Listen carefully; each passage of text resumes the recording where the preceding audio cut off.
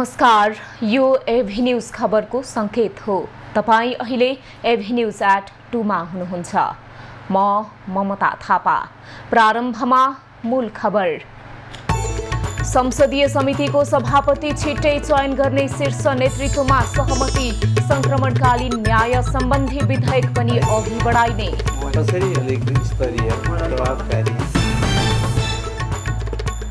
अर्घाखाँचीको पाणिनी गोबन पानीमा पहिरोले घर पुर्दा एकै परिवारका 3 बालबालिकाको मृत्यु, घाइते 1 जनाको पाल्पामा उपचार हुँदै।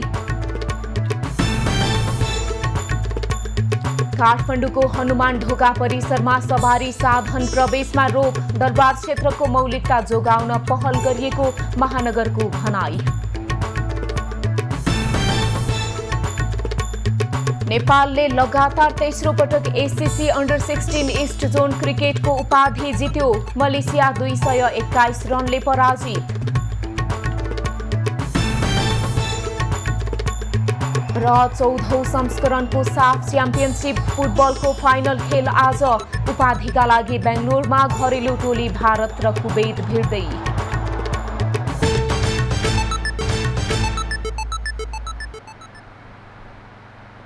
अब खबरको सिलसिला प्रारम्भ गरौं शीर्ष नेताबीच सहमति सम्बन्धी प्रसङ्गबाट। शीर्ष 3 दलका नेताहरूबीच संसदीय समितिको सभापति छिटो चयन गर्ने सहमति जुटेको छ। आज सिंहदरबारमा बसेको सभामुख सहितको शीर्ष 3 राजनीतिक दलका नेताहरूबीचको छलफलमा संसदीय समितिको नेतृत्व छिटो भन्दा छिटो चयन गर्ने सहमति भएको हो।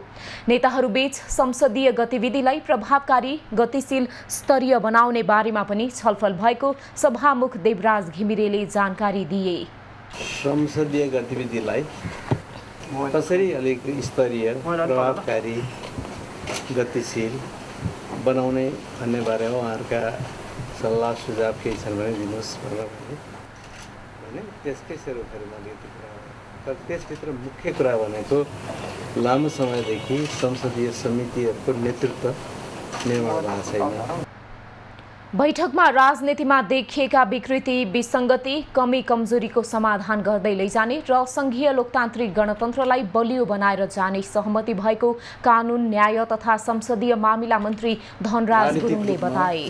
पनि अलिकता विकृति, विसङ्गतिहरू देखिएका छन्, त्यसलाई पनि समाधान गर्दै लैजाने र मेन स्ट्रिममा जुन संघीय लोकतान्त्रिक गणतन्त्र नेपालको मेन स्ट्रिमलाई बलियो बनाएर लिएर जाने कुरामा तिनैजना नेता, शीर्ष नेताहरूको बिचमा सभामुखज्यूको समुपस्थिति, मेरो पनि उपस्थिति भएर चाहिँ यो भयो। बैठकमा कोशी प्रदेशको नेतृत्वको बारेमा पनि छलफल भएको बताइएको छ। शीर्ष नेताहरूबीच सत्य निरूपण तथा बेपत्ता छानबिन र मनी लाउन्ड्रिङको विधेयक अघि बढाउने सहमति पनि भएको छ। वैशाख 15 गते प्रतिनिधि सभाका 10 वटा विषयगत समिति गठन भएर काम थाले पनि सभापति चयन हुन सकेको छैन। अर्घाखाँचीको पाणिनी गाउँपालिकामा पहिरोले घर पुरिँदा एकै घरका 3 जना बालबालिकाको मृत्यु भएको छ। पहिरोले पाणिनी गाउँपालिका 1 गोबनपानीका गंगा रास्कोटीको घर पुरिँदा उनका 3 जना नाति नातिनाको ज्यान गएको हो। पहिरोमा परेर 10 वर्षका धनबहादुर रास्कोटी, 12 वर्षका खुमबहादुर रास्कोटी र 11 वर्षकी मन्जु रास्कोटीको मृत्यु भएको प्रहरीले जनाएको छ। ज्यान गुमाएका बालबालिका दाजुभाइका छोराछोरी भएको बताइएको छ। पहिरोमा पुरिएका अर्का 14 वर्षका बालक सचिन रास्कोटी घाइते भएका छन्। उनलाई उपचारका लागि पाल्पा अस्पताल पठाइएको छ। बिहान 5 बजेतिर सुतिरहेका बेला उनीहरू पहिरोमा पुरिएका हुन्।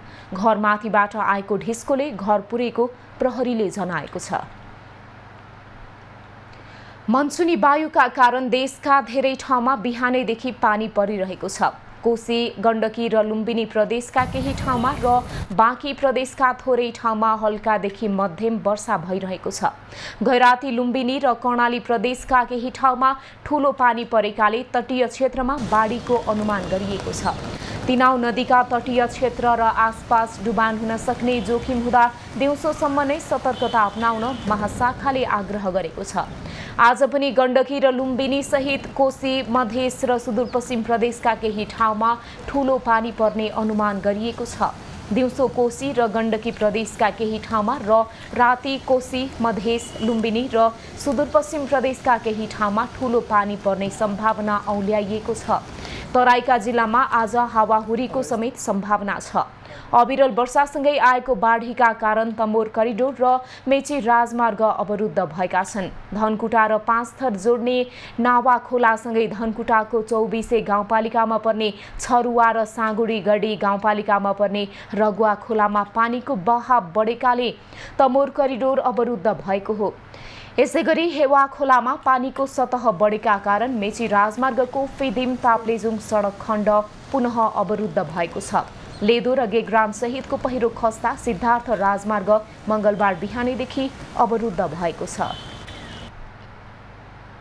राष्ट्रिय सभामा प्रतिनिधि सभाबाट सन्देशसहित प्राप्त आर्थिक विधेयक 2080 र राष्ट्र ऋण उठाउने विधेयक 2080 टेबल गरिएको छ।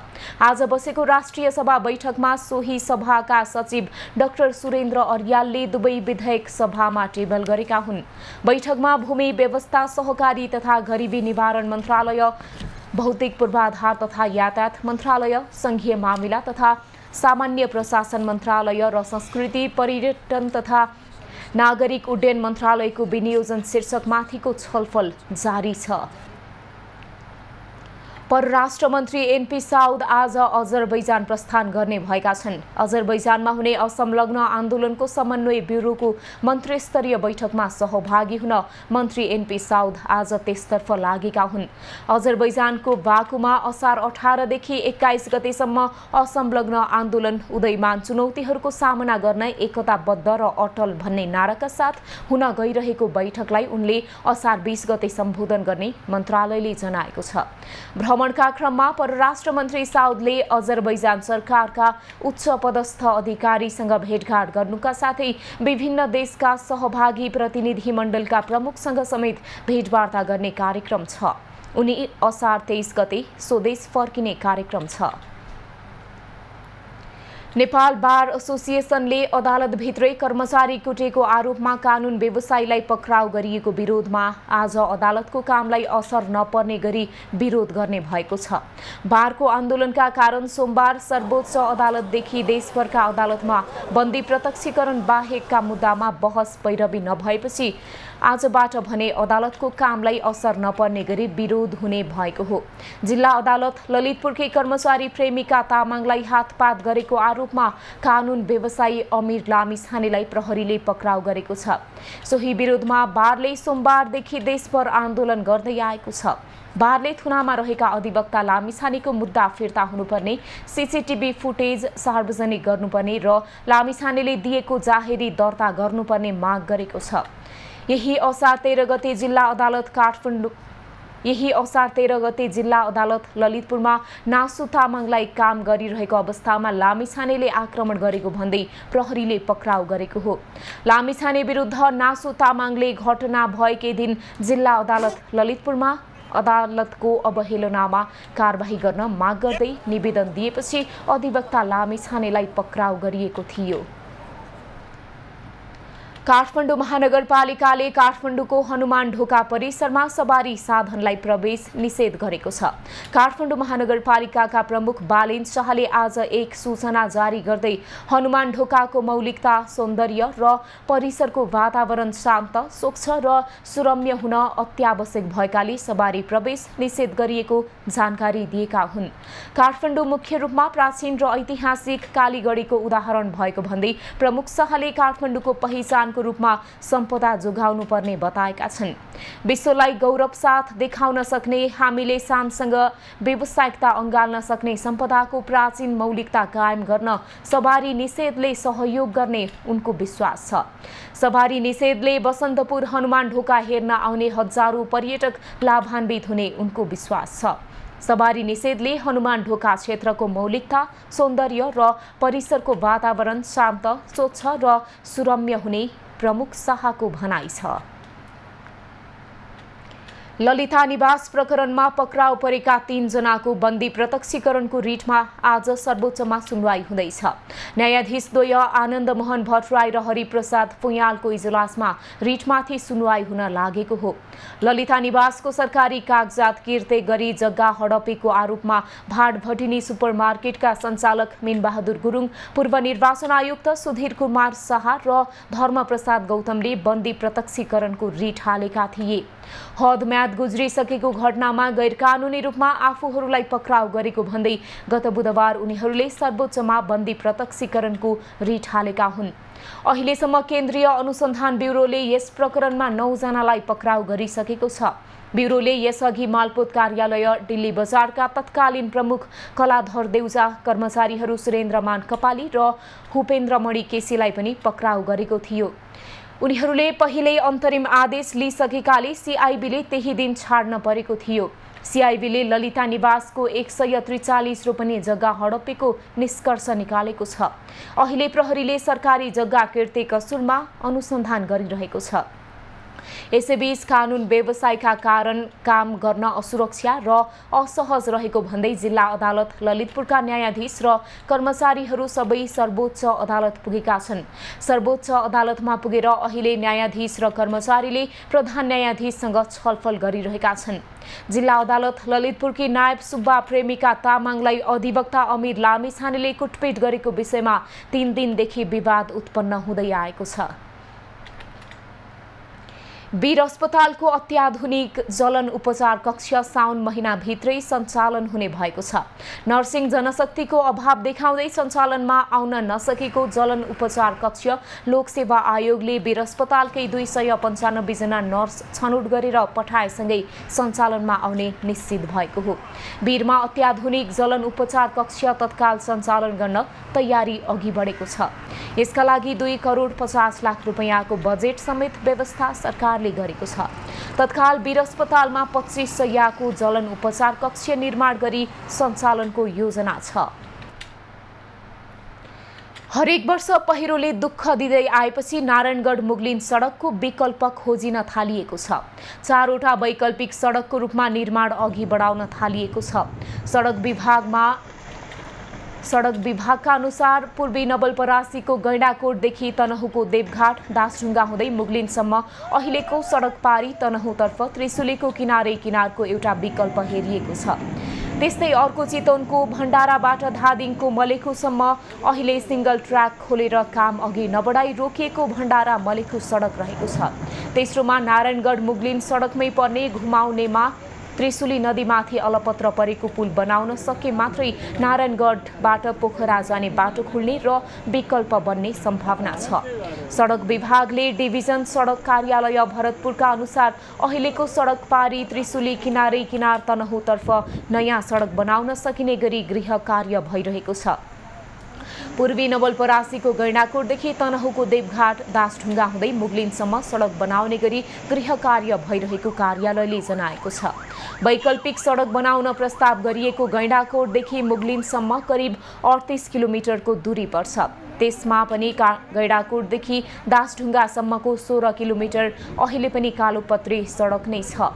अब दासढुङ्गादेखि मुगलिनसम्मको 20 किलोमिटर सडक बनाउने हो भने नारायणगढ मुगलिन सडककै कारण यात्रुले भोग्नु परेको समस्याको समाधान हुने विश्वास गरिएको छ।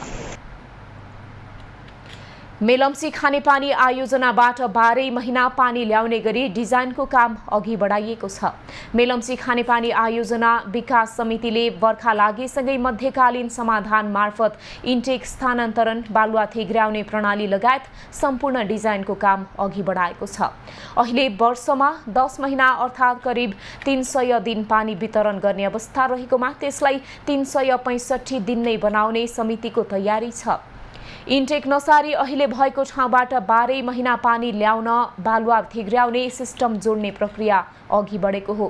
त्यसका लागि 8 देखि 50 करोड रुपैयाँसम्म खर्च लाग्ने अनुमान छ। इन्टेक सार्ने अहिलेको मुहान भन्दा करिब 3 देखि 400 मिटर माथि बालुवा थिग्राउने सिस्टम बनाउने र 4 देखि 500 मिटरको थप टनेल बनाएर काम अगाडि बढाउने तयारी समितिको छ। मेलम्ची खानेपानी आयोजना अन्तर्गत गत आर्थिक वर्षसम्म 30.5 अर्ब भन्दा बढी खर्च भइसकेको छ। सरकारले सुनको कोटा घटाए पनि आयात भने 10%ले बढेको छ। भन्सार विभागको तथ्याङ्क अनुसार चालु आर्थिक वर्षको 11 महिनामा सुनको आयात 10%ले बढेर 43 अर्ब 53 करोड 92 लाख 19 हजार रुपैयाँको आयात भएको छ। गत वर्ष सो अवधिमा 39 अर्ब 32 करोड 70 लाख 47 हजार रुपैयाँको सुन आयात भएको थियो।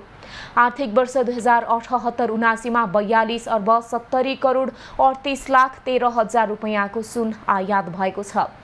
1.5 वर्ष अघि नेपाल राष्ट्र ब्याङ्कले विदेशी मुद्रा सञ्चितमा कमी भएको भन्दै गत दैनिक 20 केजीबाट घटाएर 10 किलोमा झारेको थियो। सुनको कोटा घटाए पनि आयातमा बढ्दै गएको तथ्याङ्कले देखाएको छ। नेपालमा चोरी तस्करीबाट समेत ठूलो परिमाणमा सुन आयात हुने गरेको छ। हाल दैनिक 10 देखि 15 किलो सुन नेपाली बजारमा बिक्री हुने गरेको छ। नेपाल आयल निगमले पेट्रोलियम पदार्थको मूल्य घटाएको छ। सोमबार राति 12 बजेदेखि लागू हुने गरी निगमले क्षेत्र अनुसार पेट्रोल, डिजेल र मट्टितेलमा प्रति लिटर 5 देखि 7.5 रुपैयाँसम्म भाव घटाउने निर्णय गरेको छ। निगमले काठमाडौँ, पोखरा र दिपायलमा पेट्रोल, डिजेल र मट्टितेलमा प्रति लिटर 5-5 रुपैयाँ मूल्य घटाएको छ। त्यस्तै तराईको हकमा प्रति लिटर 7.5 रुपैयाँ तथा सुर्खेत र दाङमा प्रति लिटर 6 रुपैयाँका दरले मूल्य घटाएको निगमले जनाएको छ। अब काठमाडौँ, पोखरा र दिपायलमा पेट्रोलको उपभोक्ता मूल्य प्रति लिटर 170 रुपैयाँ पर्नेछ भने डिजेल र मट्टितेलको मूल्य प्रति लिटर 150 रुपैयाँ पर्नेछ। त्यस्तै तराईमा पेट्रोलको उपभोक्ता मूल्य प्रति लिटर 167 रुपैयाँ 50 पैसा पर्नेछ भने डिजेल र मट्टितेलको मूल्य प्रति लिटर 147 रुपैयाँ 50 पैसा पर्नेछ। सुर्खेत र दाङमा भने पेट्रोलको उपभोक्ता मूल्य प्रति लिटर 169 तथा डिजेल र मट्टितेलको मूल्य प्रति लिटर 149 रुपैयाँ पर्नेछ। निगमले खाना पकाउने एलपी ग्यासको मूल्य भने हाललाई यथावत राखेको छ। यस्तै हवाई इन्धनको मूल्य पनि घटेको छ। आन्तरिक हवाई इन्धनको मूल्य प्रति लिटर 14 रुपैयाँ तथा बाह्य इन्धनको मूल्य 15 रुपैयाँले घटेको आयल निगमले जनाएको छ। खबरको सिलसिला अझै जारी छ, हामीसँगै रहनुहोला।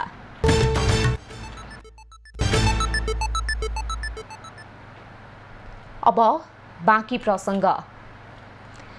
ब्याङ्किङ प्रणालीमा तरलता बढ्दै गएपछि राष्ट्र ब्याङ्कले 20 अर्ब रुपैयाँ खिच्ने भएको छ। ब्याङ्कले रिजर्भ रिपो मार्फत बजारबाट आज 20 अर्ब रुपैयाँ राष्ट्र ब्याङ्कको ढुकुटीमा तान्न लागेको हो। कर्जा प्रवाह न्यून हुँदा लगानी योग्य रकम लगातार बढ्दै गएको छ। सोही कारण तरलता सन्तुलन राख्न आज 20 अर्ब रुपैयाँको तरलता प्रशोषण गर्ने अवस्थामा केन्द्रीय ब्याङ्क पुगेको छ। राष्ट्र ब्याङ्कले 10 दिने अवधिका लागि यस रिभर्स रिपो जारी गर्न लागेको हो। यो रिभर्स रिपो असार 29 गते परिपक्व हुनेछ। रिपो खरिदका लागि मास्टर्स रिपर्चेज एग्रिमेन्ट अनिवार्य हुनुपर्नेछ। राष्ट्र ब्याङ्कले जारी गर्ने रिभर्स रिपो लिन चाहने ब्याङ्क तथा वित्तीय संस्थाहरूले दिउँसो 3 बजेसम्म अनलाइन बिडिङ मार्फत आवेदन गर्न सक्नेछन्। ब्याङ्किङ प्रणालीमा लगानी योग्य पुँजी तरलता अत्याधिक भएपछि राष्ट्र ब्याङ्कले तरलता प्रशोषण वित्तीय प्रणालीबाट खिच्ने रिभर्स रिपो जारी गर्ने गर्छ। पछिल्लो समय ब्याङ्किङ प्रणालीमा तरलता बढिरहेको छ। यसअघि पनि केन्द्रीय ब्याङ्कले पटक पटक तरलता खिचिसकेको छ। ब्याङ्क तथा वित्तीय संस्थाले एक आपसमा सापटी लिने अन्तर ब्याङ्क ब्याज दर न्यूनतम बिन्दुमा आएपछि राष्ट्र ब्याङ्कले रिभर्स रिपो जारी गरेर प्रणालीबाट पुँजी खिच्ने गर्छ। केन्द्रीय ब्याङ्कको पछिल्लो तथ्याङ्क अनुसार अन्तर ब्याङ्क ब्याज दर 3.42% छ। दलित युवकको घरमा आगजनी गरेको आरोपमा प्रहरीले 3 जना विरुद्ध मुद्दा चलाउने भएको छ। तातोपानी गाउँपालिका 4 का मुकुन्द नेपाली सार्कीले छिमेकी 16 वर्षीय किशोरी भगाएका थिए। घटनापछि उनको घरमा आगजनी गरेको आरोपमा किशोरीका दाजु, बाबु र काकाका नाममा किटानी जाहेरी प्रहरीले दर्ता गरेको हो। उनी विरुद्ध आपराधिक उपद्रव र जात-जातिका आधारमा छुवाछुत वा अन्य भेदभावपूर्ण व्यवहार कसुरमा मुद्दा चलाउन अनुसन्धान अघि बढाइएको छ। तातोपानी 4 गिडी खोला स्थित मुकुन्दको घरमा आइतबार बिहान 4 बजे आगजनी गरिएको थियो। आरोपित मध्ये किशोरीका 21 वर्षीय दाजुलाई प्रहरीले आइतबारे नियन्त्रणमा लिएको थियो। उनलाई हिरासतमा राखेर मुद्दाको कारबाही अघि बढाउन प्रहरीले अदालतबाट 4 दिनको म्याद लिएको छ। उनीसँगै बाबु र काका विरुद्ध पनि जाहेरी दर्ता भएको प्रहरीले जनाएको हो। पक्राउ परेका युवकले आफूले रिसको झोकमा आएर आगो लगाएको प्रहरी समक्ष स्वीकारेका छन्। अन्तर्जातीय विवाह गरेकै कारण जातीय भेदभावपूर्ण बदला लिने उद्देश्यले घरमा आगजनी गरिएको भन्दै जिल्लाका दलित अधिकारकर्मी र सङ्घ संस्थाले दोषीमाथि हदैसम्मको कारबाहीको माग गरेका छन्। बहुचर्चित ललिता निवासको जग्गा संरक्षणका निम्ति काठमाडौँ महानगरपालिकाले तदारुकता देखाएको छ। सरकारी जग्गा संरक्षण गर्नु आफूहरूको दायित्व रहेको भन्दै महानगरले ललिता निवासको जग्गामा तारबार लगाउनेदेखि बनेका संरचना हटाउन नगर प्रहरीलाई परिचालन गरेको छ। बहुचर्चित ललिता निवासको जग्गा संरक्षणका निम्ति काठमाडौँ महानगरले पहल थालेको छ। महानगरको दायित्वभित्र पर्ने भन्दै सरकारी जग्गा संरक्षण गर्नका निम्ति ललिता निवास प्रकरणमा हडपिएको सार्वजनिक जग्गा घेरबार गर्ने तयारी महानगरले गरेको हो। ललिता निवासको 143 रोपनी सरकारी जग्गा हिनामिना प्रकरणमा अदालतमा मुद्दा चलिरहेका बेला आउने दिनमा कसैले हस्तक्षेप नहोस् भनेर संरक्षण पहल गरिएको महानगरको भनाइ छ। नक्सा पास भएका संरचना सरकारी निर्णय आए पश्चात निर्णय लिने र नक्सा पास नभएका अव्यवस्थित घर टहरा हटाउने महानगरले जनाएको छ। र चाहिँ नक्सा पास गरिएका संरचनाहरूलाई चाहिँ सरकारले निर्णय गरिसकेपछि त्यसलाई चाहिँ त्यसको निक्योल ल्याउने र चाहिँ अव्यवस्थित रूपबाट चाहिँ ट्रसहरू बनाइरहेछन् हैन, त्यहाँ चाहिँ टहराहरू छन्, त्यसलाई चाहिँ नक्सा पास विपरीत बनाएको भएको कारणले गर्दाखेरि यसलाई छिट्टै हटाएर ललिता निवाससँग जोडिएका सबै भूगोलहरूलाई चाहिँ सुरक्षित गर्नको लागि र त्यो ठाउँमा चाहिँ हिजो चाहिँ हाम्रो टोली चाहिँ पुग्यो। ललिता निवासको जग्गामा हाल करिब 25 वटा साना टहरा बनाएर गोदाम घर पसल आदि सञ्चालनमा रहेका छन्। निवास परिसरमा निर्माणाधीन राष्ट्र बैंकका सामानहरू राखिएको छ। महानगर प्रहरीले त्यहाँ कार्यरत कामदारहरूलाई समेत ती सामग्री हटाउन भनेको छ। बालुवाटारको सरकारी खाली जग्गामा तारबार गर्ने बनाउन लागिएका भौतिक संरचनाको निर्माण कार्य समेत रोक्ने महानगरले स्पष्ट पारेको छ। अब 7 दिनभित्र सरकारले पनि यसलाई चाहिँ अन्तिम टुङ्गो लाउन लागिन्छ होला र नलागेको खण्डमा पनि अव्यवस्थित रहेका ती संरचनाहरूलाई चाहिँ व्यवस्थापन गरिकन चाहिँ महानगरपालिकाले चाहिँ तारबार आदि इत्यादिलाई संरक्षण गर्ने काम चाहिँ लाग्छ। सार्वजनिक जग्गा संरक्षण गर्न तारबार लगाउन लागिएको महानगरपालिकाको टोलीले त्यहाँभित्र रहेको अस्थायी संरचना तत्काल हटाउन 7 दिने अल्टिमेटम दिएको छ। उक्त क्षेत्रका बासिन्दाले भने महानगरले आफूहरूलाई अन्याय गरेको गुनासो गरेका छन्। 3 दिनमा खाली गर या तुरुन्तै खाली गर भन्छ। अब झोला बोकेर हिँड्ने भयो तुरुन्तै खाली हुन्छ त। ट्याम त चाहियो, हामीलाई अलि ट्याम त चाहियो नि। यो जग्गा बस्नु, यो हाम्रो जग्गा छ भनेर मलाई यहाँ एउटा पाले भनेर लिएर आएको, उनीहरूले किनेको जग्गा रहेछ यो। किनबेच गरेर अब गर्ने मान्छे को हो हामीलाई यो त अब थाहा पाएन। महानगरले सोमबार सार्वजनिक सूचना प्रकाशित गर्दै बालुवाटार स्थित ललिता निवास र त्यसले चर्चेको जग्गामा भवन निर्माण गर्न नदिने पनि जानकारी दिएको छ। महानगरको वडा नम्बर 4 मा पर्ने सो जग्गामा भवन निर्माण गर्न र सो क्षेत्रमा भवन निर्माण रोकिएको सूचनामा उल्लेख छ। सूचनाको उल्लङ्घन गरी सो क्षेत्रभित्र भवन निर्माण गरेमा महानगरले संरचना भत्काउने चेतावनी पनि दिएको छ। भत्काउँदा लागेको खर्च समेत सम्बन्धित घर धनीबाट असुल उपर गरिने महानगरको भनाइ छ। ललिता निवास प्रकरणका 4 आरोपीलाई केही दिन अघि प्रहरीको केन्द्रीय अनुसन्धान ब्युरोले पक्राउ गरेको थियो। थप 5 जना आइतबार र सोमबार पक्राउ परेका छन्। क्यामेरामा प्रवीण सिलवालका साथ यशोदा चौलागाई, काठमाडौँ। सेवाग्राहीको ब्याङ्क खाताबाट लाखौं रुपैयाँ हराउन थालेपछि उनीहरू चिन्तित भएका छन्।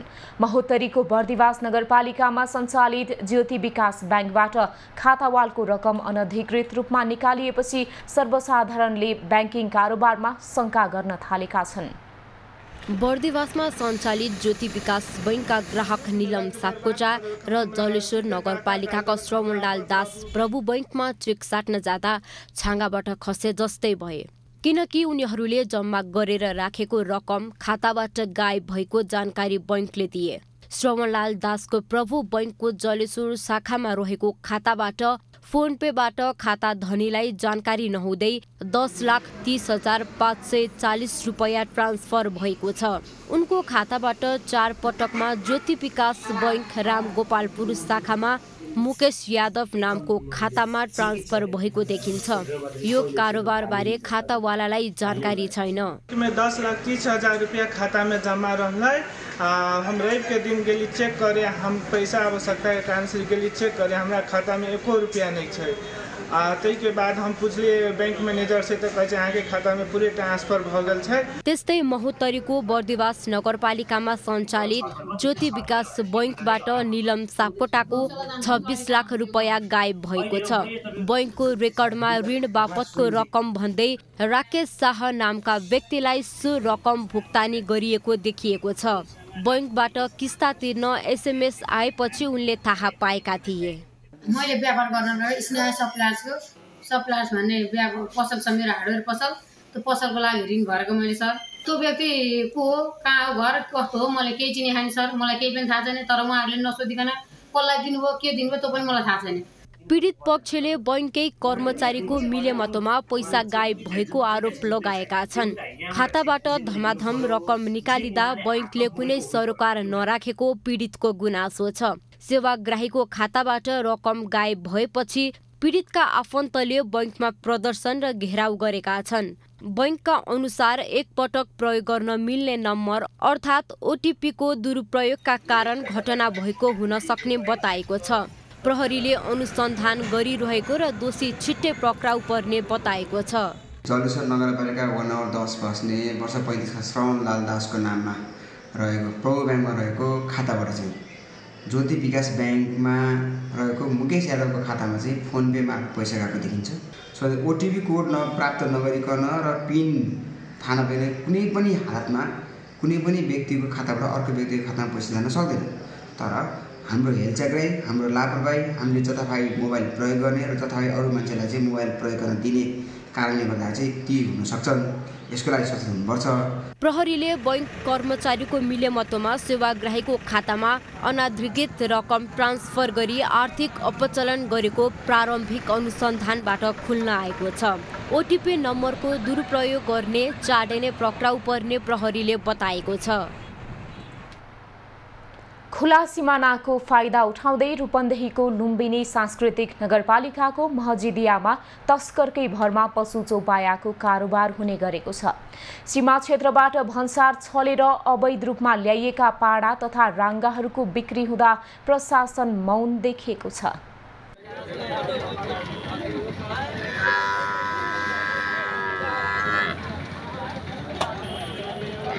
यो भैँसी बजार नेपाल भारत सीमामा हुने गरेको कारोबार, तर यो अवैध कारोबारबारे स्थानीय प्रशासन भने मौन छन्।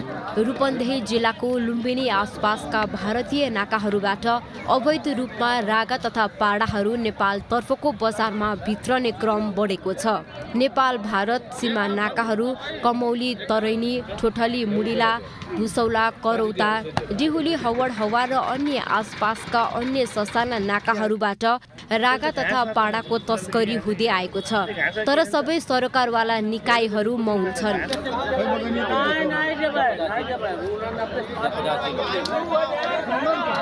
सीमा क्षेत्रमा रहेका सुरक्षाकर्मीहरूसँगकै मिलेमतोमा यसरी खुलेआम भारतीय गाउँबाट नेपाली बजारमा रागा पाडाहरू भित्रने गरेको छ।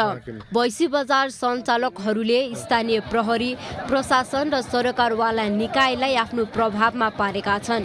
सबै चुपचाप बस्नुले पनि आर्थिक चलखेल धन्दाको पुष्टि गरेको छ। यहाँ पे बहुत अच्छा दाम पे भी मिलती है और फिर बहुत दूर दूर से भैंस आती है और बहुत अच्छे अच्छे भैंस भी आते हैं और अच्छे दाम में मिलती है। किसान भाई सब भैंस लेकर आते हैं बेचने के लिए। कौन नाका से आओ सर? कौन नाका? कौन भंसार से? नहीं मालूम। कहाँ से आके लाओ? महजिदियाको यो भैँसी बजारमा हरेक हप्ताको सोमबार करिब 1000 बढी रागा पाडा तथा भैँसीहरूको खरिद बिक्री हुने गरेको छ। स्थानीय कृषकहरूले पनि यस बजारमा आफ्नो घरको भैँसी रागा पाडा ल्याउने गरेका छन्। तर ठूलो संख्यामा भारतीय सीमावर्ती गाउँहरूबाट आउने रागा पाडाहरूको भरमा यो बजार सञ्चालनमा छ। खुला सिमानाको फाइदा उठाउँदै सीमा क्षेत्रबाट भित्रने यस्ता रागा पाडाहरूबाट मासिक रूपमा लाखौं रुपैयाँको भन्सार राजस्व गुमिरहँदा सरकारवाला सबै निकाय मौन छन्। एभिन्यूज खबरका लागि रूपन्देहीको महजिदिया लुम्बिनी क्षेत्रबाट गोपाल भण्डारीको रिपोर्ट। सडक बत्तीले उज्यालो दिने मात्रै होइन, रातको समयमा चोरी र लुटपाटका घटनालाई रोक्ने काम पनि गर्छ। बाँकेको कोहलपुरको भरैया जाने बाटोको सडक बत्ती नहुँदा स्थानीय समस्यामा थिए। स्थानीयको दबाव र एभिन्यूज खबरको खबरदारीपछि अहिले उज्यालो भएको छ। बाँकेको कोहलपुर नगरपालिका वडा नम्बर 13 भरैया जाने बाटोमा सडक बत्ती बिग्रेको 1 वर्षसम्म मर्मत हुन सकेको थिएन। सडक बत्ती मर्मत नहुँदा स्थानीयवासीलाई शास्ति हुनुका साथै जंगली जनावरको समेत जोखिम रहेको थियो। भरैया गाउँ बाँके राष्ट्रिय निकुञ्जको मध्यवर्ती क्षेत्रभित्र पर्छ। एभिन्यूज खबरबाट सडक बत्ती मर्मतमा कसैको ध्यान गएन भन्ने खबर प्रसारण भएपछि अहिले उच्च स्तरको सेन्सर सहितको सडक बत्ती जडान भएको छ। यसपालि चाहिँ बजेट छुट्याएर हामीले जसरी पनि बत्ती बाल्छौँ भन्ने चाहिँ हामी एउटा सोचले हामीले बजेट छुट्याएका थियौँ। अब यो चाहिँ हाम्रो चाहिँ नगरपालिकाबाट कर्मचारी माग गर्दा आएर आफ्नो 2-4 घण्टा मात्रै आफ्नो समय कति छ काम गरेर गइसक्नुभयो। कोहलपुर नगरपालिका वडा नम्बर 13 भरैया गाउँ जान 1 किलोमिटर जंगलको दूरी रहेको छ। विगत 3 वर्षदेखि यहाँ बाघको जोखिम समेत हुँदै आएको छ। सडक बत्ती जडान भएसँगै स्थानीय खुसी भएका छन्। किनभने यो सडक बत्ती नहुँदाखेरि यहाँका स्थानीय बालबालिकाहरूलाई स्कुल पढ्न जान पनि गाह्रो हुन्थ्यो होइन। अब यहाँ कोहलपुर र यहाँ लगभग 2 किलोमिटरको फरक छ, तर पनि यहाँका केटाकेटीहरू बिहान अँधेरोमा बत्ती नभएको हुनाले डराएर उनीहरू कोठा लिएर भाडामा बस्नु परेको छ। पहिले जडान भएका बत्ती अज्ञात समूहले फुटाएपछि रातिको समयमा कोहलपुर बजार आउन समस्या भएको थियो। अहिले बत्ती जडानमा स्थानीयले पनि सहयोग गरेका छन्। उनीहरूले यसको दिगो उपयोगका लागि निगरानी गर्ने पनि बताएका छन्। यहाँका बल्बहरू बाटोमा हिँड्नेको देखिएन, बत्तीहरू फुटालियो। अहिले आएर फेरि यो सेन्सर सहितको सडक बत्ती आएको छ। बाहिरी आउने केटाकेटीहरूले तोडफोड गरेर फुटालिदिएपछि यहाँ बिहान बेलुका हिँडुल गर्ने जनताहरू र अनि नानी स्कुल विद्यार्थीहरूलाई उहाँहरूलाई उज्यालो भएको कारणले गर्दाखेरि उहाँहरूले पहिला फोरेको बत्तीलाई फेरि नयाँ सिस्टमले जडान गर्न गइरहनु भएको छ, आफैले गरिराख्नु भएको छ। सडक बत्ती जडान भएपछि बिहान र साँझको समयमा आवत जावतका लागि समेत सहज हुने भएको छ। नगरपालिकाले स्थानीय सरोकारका विषयमा जति सक्यो चाँडो सम्बोधनमा अग्रसर हुने बताएको छ। जनप्रतिनिधिहरूले पालिका र स्थानीयको समन्वयमा नै नगरपालिकालाई जवाफदेही बनाउन सक्नुपर्ने बताएका छन्। कोहलपुर नगरपालिका वडा नम्बर 13 का जनप्रतिनिधिको विशेष पहलमा अहिले यो सडक बत्ती बलेको छ। हुमरी भट्टराई, एभिन्यूज टेलिभिजनका लागि कोहलपुर बाँके। खबरको सिलसिला अझै जारी छ, हामीसँगै रहनुहोला। अब पालो एभिन्यूज एट स्पोर्ट्सको। नेपालले एसीसी अन्डर 16 इस्ट जोन कपको उपाधि जितेको छ। आज बिहान भएको फाइनल खेलमा घरेलु टोली मलेसियालाई 221 रनको फराकिलो अन्तरले पराजित गरेर उपाधि जितेको हो। नेपालले दिएको 253 रनको लक्ष्य पछ्याएको मलेसिया 14.5 ओभरमा 31 रन बनाउँदै अल आउट भयो। मलेसियाका लागि मोहम्मद अक्रमले 10 रन बनाउनु बाहेक अन्य ब्याटरले दोहोरो अङ्कमा रन जोड्न सकेनन्। नेपालका लागि कप्तान अभिषेक तिवारीले 5, सन्तोष यादवले 3 तथा अशोक धामी र सन्तोष गैरेले समान 1-1 विकेट लिए। यसअघि मलेसियाको बायोमास ओभल क्रिकेट मैदानमा टस जितेर पहिला ब्याटिङ गरेको नेपालले निर्धारित 35 ओभरमा 8 विकेट गुमाएर 252 रन बनायो। नेपालका लागि नरेन भट्टले 112 रनको शतकीय इनिङ खेले। नीरज यादवले 47, सन्तोष यादवले 26, सूर्याङ्शु कोइरालाले 18, अशोक धामीले 12 रन जोडे। मलेसियाका लागि मोहम्मद अक्रमले 3 तथा अरेन अकिल र मोहम्मद फदुलले समान 1-1 विकेट लिए। नेपाल मलेसियालाई हराउँदै लगातार तेस्रो पटक उपाधि जितेको छ। सेमिफाइनल खेलमा नेपालले सिङ्गापुरलाई हराएको थियो। मलेसियाले भने हङकङलाई हराउँदै फाइनलमा स्थान बनाएको थियो। नेपालले आइसिसी विश्वकप छनौटको अन्तर्गत आफ्नो अन्तिम खेलमा आज टेस्ट टोली आयरल्यान्डसँग प्रतिस्पर्धा गरिरहेको छ। आयरल्यान्डले टस जितेर फिल्डिङ रोजेपछि नेपालले ब्याटिङ गरिरहेको छ। नेपाल र आयरल्यान्ड बीचको 7औं स्थानका लागि खेल भइरहेको छ। नेपालले आयरल्यान्डसँग ओडिआई खेल खेल्न लागेको यो पहिलो अवसर हो। नेपालले 7औं स्थानका लागि भएको सेमिफाइनल खेलमा आइतबार युएईलाई हराउँदै आयरल्यान्डसँग भेट पक्का गरेको थियो। नेपाल समूह एबाट 4 खेलमा 3 हार र 1 मा जित सहित चौथो स्थानमा रहेर बाहिरिएको थियो। नेपालले अमेरिकालाई हराएको थियो। जिम्बाब्वे, वेस्ट इन्डिज र नेदरल्यान्डसँग पराजित भएपछि सुपर 6 मा पुग्न सकेको थिएन। उता आयरल्यान्ड पनि 4 खेलमा 3 मा हार र 1 मा जित सहित चौथो स्थानमा रहेर समूह बीबाट सुपर 6 मा पुग्न सकेको थिएन। आयरल्यान्ड समूह चरणमा ओमान, स्कटल्यान्ड र श्रीलङ्कासँग पराजित भएको थियो। युएईलाई भने हराएको थियो। आयरल्यान्डले प्लेअफ खेलमा अमेरिकालाई 6 विकेटले हराएको थियो।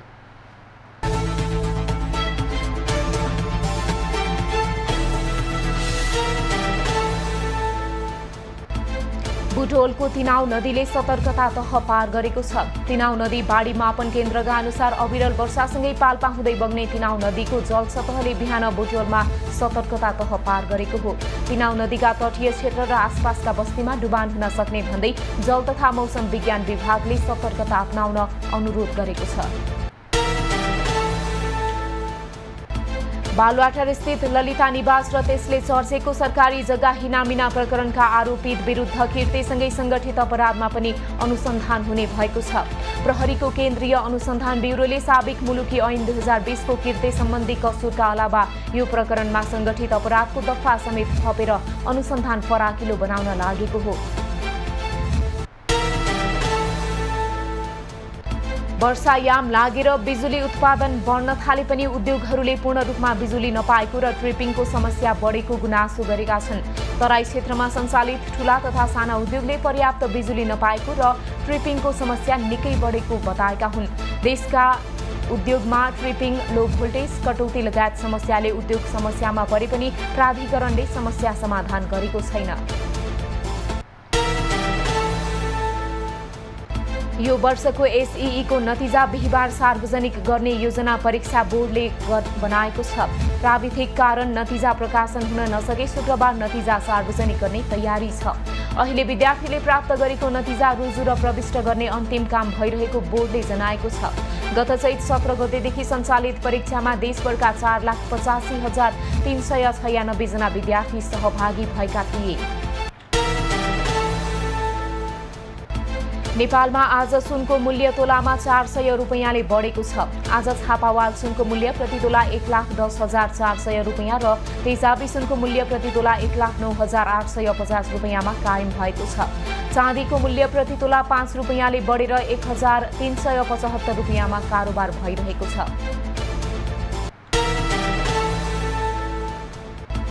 बालुवाटार स्थित ललिता निवासको सरकारी जग्गा हिनामिना प्रकरणमा 9 जना पक्राउ परेसँगै नेपाल प्रहरीको केन्द्रीय अनुसन्धान ब्युरो सीआईबीले यस प्रकरणमा नयाँ सिराबाट अनुसन्धान सुरु गरेको छ।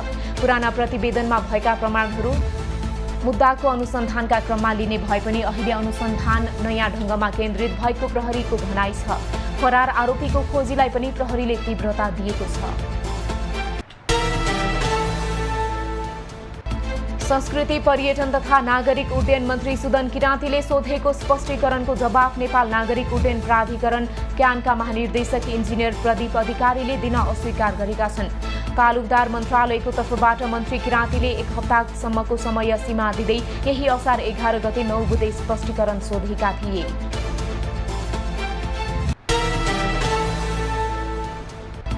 नेपाली कांग्रेसको सूचना सञ्चार तथा प्रचार विभागले आफ्नो वेबसाइट र आधिकारिक सामाजिक सञ्जाल सञ्चालन गर्ने भएको छ।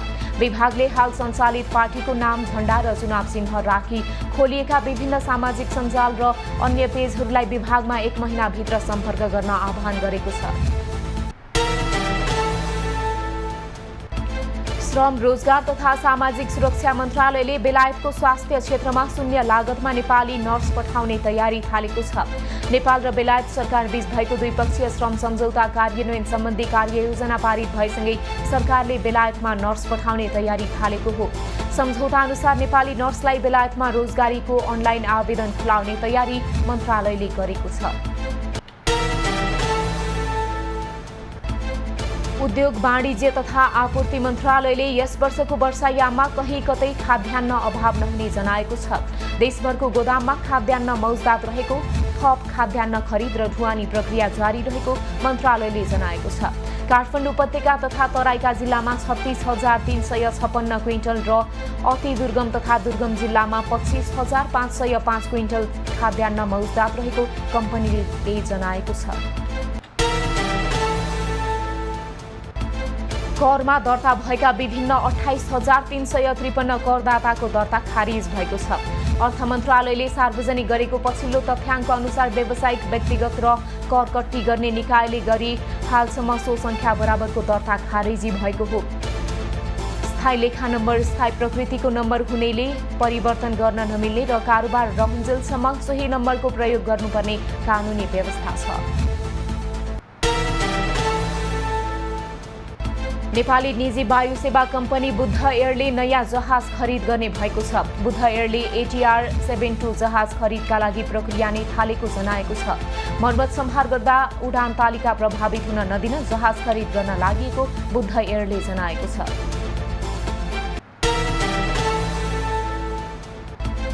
नेपाल राष्ट्र ब्याङ्क साउन महिनाको पहिलो साता आगामी आर्थिक वर्षको मौद्रिक नीति सार्वजनिक गर्ने तयारीमा छ। राष्ट्र ब्याङ्कले यस वर्ष पनि विदेशी मुद्राको सञ्चिति बढाउने र महँगी नियन्त्रण गर्ने नीति ल्याउने अनुमान छ। कर्जाको ब्याज दर सस्तो बनाउँदै बजार चलायमान बनाउने मौद्रिक नीति आउनुपर्ने निजी क्षेत्रको माग छ। मनोकामना इन्जिनियरिङ हाइड्रो पावरको IPO आजदेखि बिक्री खुला भएको छ। कम्पनीले आयोजना गरेको प्रभावित क्षेत्रका स्थानीय बासिन्दा तथा वैदेशिक रोजगारीमा रहेका नेपालीहरूका लागि IPO निष्कासन गरेको हो। कम्पनीले जारी पुँजीको 80 करोड रुपैयाँको 105 अर्थात् 8 करोड रुपैयाँ बराबरको IPO स्थानीय बासिन्दाहरूका लागि जारी गरेको छ।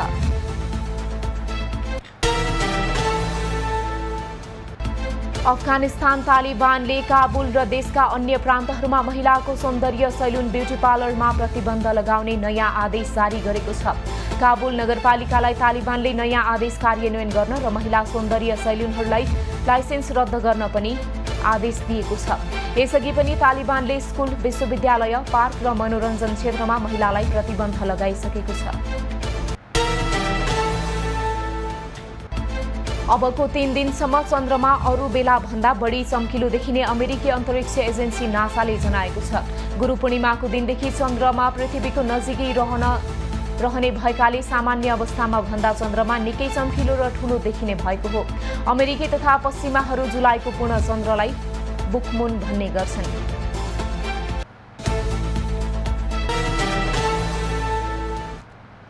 अब पालो एभेन्यूज एट मौसमको।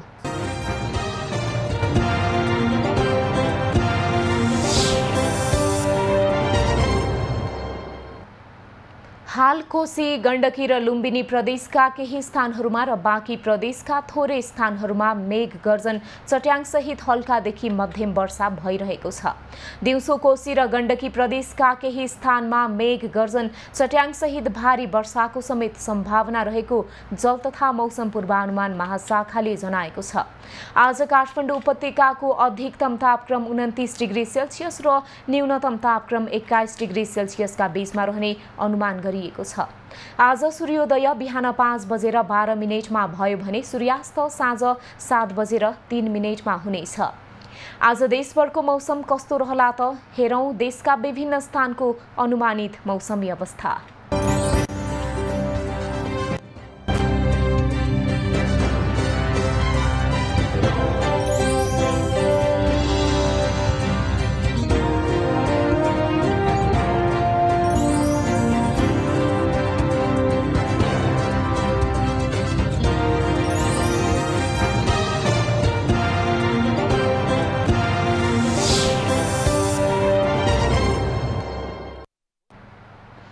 अहिलेलाई खबरको क्रम यति नै। एभी न्यूज खबरका यी सहित अन्य विस्तृत खबरका लागि www.avnews.tv लगइन गर्न सक्नुहुनेछ। युट्युब, फेसबुक र ट्विटरमा पनि हामीलाई फलो गर्न सकिनेछ। खबरभित्रको खबरका लागि हेर्दै रहनुहोला एभी न्यूज खबर। नमस्कार।